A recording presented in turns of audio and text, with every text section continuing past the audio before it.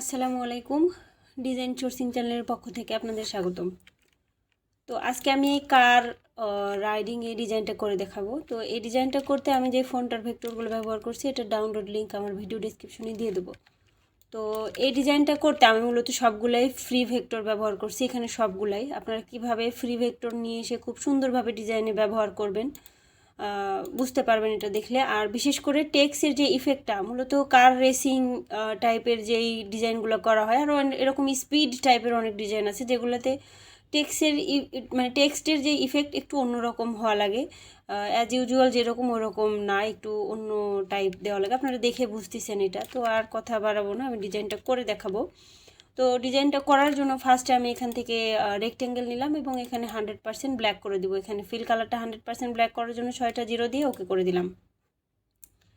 দিয়ে এখান থেকে এই পর্যন্ত একটা ব্যাকগ্রাউন্ড নিয়ে নিলাম, নিয়ে কন্ট্রোল 2 দিয়ে লক করলাম। তো আমাকে অনেকে কমেন্ট করেন যে আপনি সাইজ, একটা ভাইয়া কমেন্ট করছে যে আপনি সাইজ না দেখাই ডিজাইন করা শুরু করে দেন। আসলে সব টিউটোরিয়ালে এটা দেখানো সম্ভব হয় না, এমনি আমার টিউটোরিয়ালগুলোর টাইম অনেক বেশি হয়। আমার চ্যানেলের প্রথমের দিকের ভিডিওগুলো দেখবেন, সবগুলোতে আমি একদম সাইজ নেওয়া থেকে শুরু করে শেপ দেওয়া পর্যন্ত দেখাইছি। এখন আর আমি আসলে অত ডিটেলস দেখাই না। আমার চ্যানেলের প্রথমের দিকের ভিডিওগুলো একটু দেখে নেবেন। তো প্রথমে আমি এই যে কার ভেক্টরটা নিয়ে আসবো। তো এই কার ভেক্টর আমি সব কিছু লিঙ্ক তো দিয়ে দেবো। আপনারা লিঙ্কে যাওয়ার পর ফ্রি পিক থেকে ফার্স্টে এই যে এই ফাইলটা ডাউনলোড করতে পারবেন। করার পর আমি এখান থেকে রেড কালার কারটা নিলাম, এটা আমি সাইডে নিয়ে এসে এটা আমি Ctrl+X দিলাম। দেওয়ার পর এখানে গিয়ে Ctrl+V দিলাম। ভি দেওয়ার পর এটা আমি একটুখানি বড় করলাম, শিফট অল্টার চেপে বড় করে সাইডে রাখলাম। রাখার পরে যে কারের পেছনে যেই বিল্ডিং যে ভেক্টরটা দেখতেছেন ওইটা নিয়ে আসবো। তো আমি যে এই লিঙ্কে গেলে আপনারা এটা ভেক্টিজি থেকে পাবেন। তো সেমভাবে এটাও আমি এখান থেকে Ctrl+C দিলাম, এখানে গিয়ে Ctrl+V দিলাম। আমি এই কারণে দেখালাম যে এটা আসলে আলাদা আলাদা ফাইলে ছিল। তো এরপরে এই যে নিচের যেই রোড মতো যে ইফেক্টটা দেখতেছেন, তো এটাও আমি নিয়ে আসবো। এখান থেকে আমি এটা Ctrl+C দিয়ে কপি করলাম, করার পর এখানে গিয়ে Ctrl+V দিয়ে পেস্ট করলাম। তো আজকে আসলে কোনো ভেক্টরই তৈরি করে দেখাবো না, সবগুলা ফ্রি ভেক্টর। তো এখানে এটা ডাউনলোড দেওয়ার দরকার নাই, এটা আমি এখান থেকে ডাইরেক্ট কপি ইমেজ দিয়ে এখানে নিয়ে এসে Ctrl+V দিলাম। দেওয়ার পর এখানে গিয়ে আমি এটা ইমেজ ট্রেস করলাম, করার পর এক্সপান্ড করলাম, করে আনগ্রুপ করলাম। আনগ্রুপ করে আমি মূলত যে এই ইফেক্টটা নিব, এটা আমি এখান থেকে টান দিলে পাবো, কিংবা হোয়াইট কালারটা ডিলিট করার পর এই যে আমি এটা সব সহকারে এখানে গ্রুপ করলাম, করার পর এই জায়গাটাতে নিয়ে আসলাম। তো নিয়ে আসার পর আমি এটা এই জায়গায় রাখলাম। রাখার পর এটা আমি এখান থেকে সিলেক্ট করে ট্রান্সফর্মে গেলাম, রিফ্লেক্টে গেলাম, এদিকে ঘুরে গেল, তখন আমি এটা ওকে করে দিলাম। ওকে করে দেওয়ার পর এটা একটুখানি এদিকে ঘুরাই দিলাম। দেওয়ার পর এটার কালার আমি আপাতত অন্য একটা কালার দিলাম, এই কালার দিলাম। যদিও ট্রেস করার পর এটা আসলে ইলাস্ট্রেটরের একটা যে ইমেজ ট্রেস করার পর ওটা প্রথমে কালার নেয় না, তখন আমি এটা স্ট্রোক করে দিয়ে তারপর আমি ফিল কালারটা এখান থেকে যে কোনো একটা নিতে পারি, নিয়ে আমি স্ট্রোক কালারটা নান করে দিলাম। দেওয়ার পর এটা আমি এই জায়গাটাতে নিয়ে গেলাম। এই জায়গায় নিয়ে যাওয়ার পরে আমি এটা শিফট অল্টার চেপে বড় করলাম, মোটামুটি এত বড় করলাম। করে আমি এই কারটা নিয়ে গেলাম, গিয়ে অ্যারেঞ্জে গিয়ে বিং টু ফ্রন্ট করলাম। তো ফ্রন্ট করার পর যেহেতু ব্রাশ ইফেক্টটা দেখা যাচ্ছে না, আমি কারটা আরও ছোট করলাম, মোটামুটি এত বড় করে এই জায়গাটাতে দিলাম। দিয়ে অবশ্যই এরকম রোড মতো যদি আপনারা তৈরি করতে চান, তাহলে কারটা যেদিকে হয়ে আসে সেই ব্রাশ ইফেক্ট কিংবা যে ইফেক্টই দেন না কোনো, পেন টুল দিয়েও যদি করে থাকেন, সেটা একদম 100% কার যেই দিকে করা আছে ওই দিকে করে দিবেন। এই যে দেখেন এখন এটা মনে হচ্ছে অরিজিনাল রোডের উপর রাখা আছে। তো আমরা এখান থেকে এটা শিফট অল্টার চেপে ছোট করলাম, করার পর এটা আমি এখানে একটা দিলাম, অল্টার চেপে এখানে একটা দিলাম, এখানে একটা দিলাম, এখানে একটা দিলাম, মোটামুটি এই কয়টা দিলেই হয়ে যাবে। তো দেওয়ার পর আমি এটা সব সহকারে গ্রুপ করব। শিফট চেপে এটা নিলাম, এটা নিলাম, এটা নিলাম, নেওয়ার পর এটা আমি এখান থেকে গ্রুপ করলাম। গ্রুপ করার পর আমি এটাতে গ্রেডিয়েন্ট দিয়ে দেব। তো গ্রেডিয়েন্ট কালারটা আমি আসলে এখানে কালার কোড রাখা হয় নাই, আমি এখানে ক্লিক করে একটু দেখাই দিলাম। এই যে এটা হচ্ছে এটার কালার কোড, আর এটা ক্লিক করলে এই যে এটা হচ্ছে এটার কালার কোড, আর ব্ল্যাক কালারটা তো জানেনই। তো আমি এটা সিলেক্ট করার পর আমি এখান থেকে গ্রেডিয়েন্টে ক্লিক করলাম, করার পর এটাতে ক্লিক করলাম, করে এখান থেকে আই ড্রপার নিলাম, শিফট চেপে ব্ল্যাক নিলাম, এটা নিলাম শিফট চেপে এই যে উপরের এই অরেঞ্জ টাইপের এই কালারটা নিলাম। তো যদিও ব্ল্যাক কালারটা আমার হয়নি, আমি এটা আবার ক্লিক করে শিফট চেপে ব্ল্যাক কালারটা নিয়ে নিলাম। নেওয়ার পরে এটা যদি মনে হয় ব্ল্যাক কালারটা আপনি পিছনের দিকে দিবেন, তো এটা সিলেক্ট করে শুধু রিভার্স গ্রেডিয়েন্ট করে দিবেন, তাহলেই হয়ে যাবে। এই যে ব্ল্যাক কালারটা পিছনের দিকে চলে গেল। তো আমি মোটামুটি এটা এরকমই রাখলাম। এরকম রাখার পরে এরকম রাখার পরে আমি এই যে বিল্ডিংটা একটু এখানে নিয়ে আসি। তো সেমভাবে এটাও আমি গ্রেডিয়েন্ট দিয়ে দেবো। এটার গ্রেডিয়েন্টটা হবে দুইটা কালার দিয়ে। তো আমি এটা এখান থেকে সিলেক্ট করে এখান থেকে গ্রেডিয়েন্টে ক্লিক করলাম।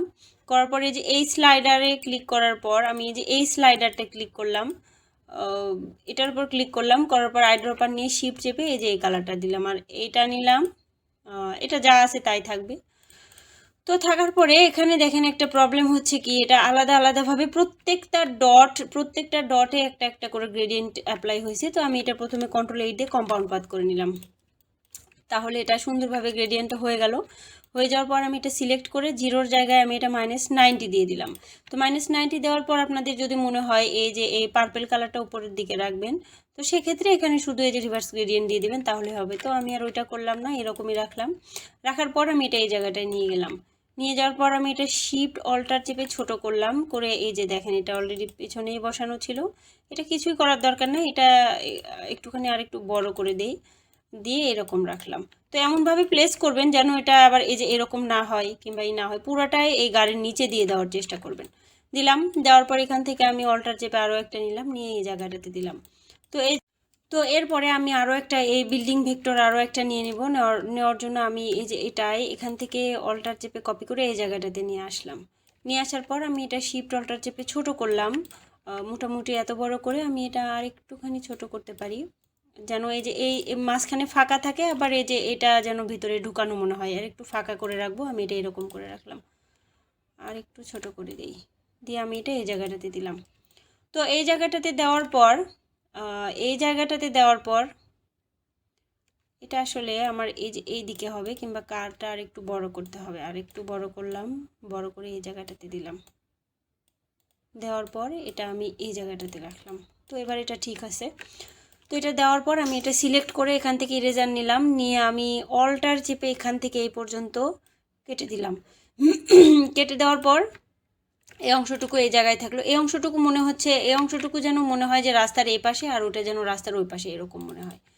তো এরপরে আমি এখান থেকে লেখাটা নিয়ে নিব। লেখাটা নেওয়ার জন্য আমি এই যে প্রথমে এই যে এই স্ট্রিট রেসিং এই লেখাটা নিয়ে আসলাম। তো এখানে মূলত দুইটা ফন্ট আছে, দুইটা ফন্টের নাম আমি দিয়ে দেবো ভিডিও ডিসক্রিপশনে। আপনারা তার সাথে শুধু ফ্রি ডাউনলোড লিঙ্ক লিখে সার্চ দিলে এটা পেয়ে যাবেন।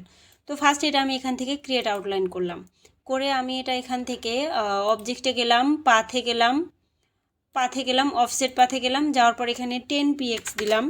10px দেওয়ার পর এটা রাউন্ড আছে, রাউন্ড থাকবে। একটু প্রিভিউটা দেখে নিই, তো মোটামুটি যে এরকম হওয়ার পর আমি এটা ওকে করে দিলাম। দেওয়ার পর কন্ট্রোল শিফট F9 চাপলাম। চাপার পর পাথ ফাইন্ডার আসলে এখান থেকে ইউনাইট করলাম। ইউনাইট করে এখান থেকে আমি এটা 100% হোয়াইট করে দেবো।